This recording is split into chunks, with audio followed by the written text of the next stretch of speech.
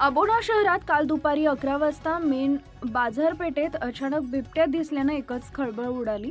संताजी चौकाजवळील महालक्ष्मी किराणा परिसरातील अडगळीच्या जागेत दबा धरून बसलेला बिबट्या आढळला। शहराच्या मध्यभागी असा वन्य प्राणी दिसल्यावर ही पहिलीच मोठी घटना घडली। यावेळेस कळवणचे दीपाली गायकवाड वन परिक्षेत्र अधिकारी, रामकृष्ण दरेकर वनरक्षक, अबोडा पोलीस स्टेशनचे उपनिरीक्षक बबन पाटोळे यांनी तातडीनं घटनास्थळी धाव घेऊन रेस्क्यू टीमला काम करता यावं म्हणून जमाव हटवला।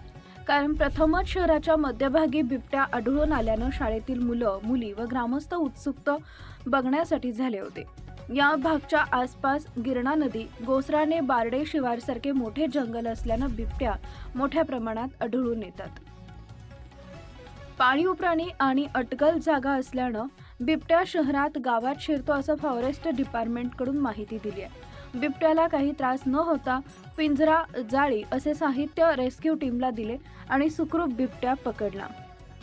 दिंडोरी वृत्तांत न्यूज, धनराज गवळी, ग्रामीण प्रतिनिधी, कळवण।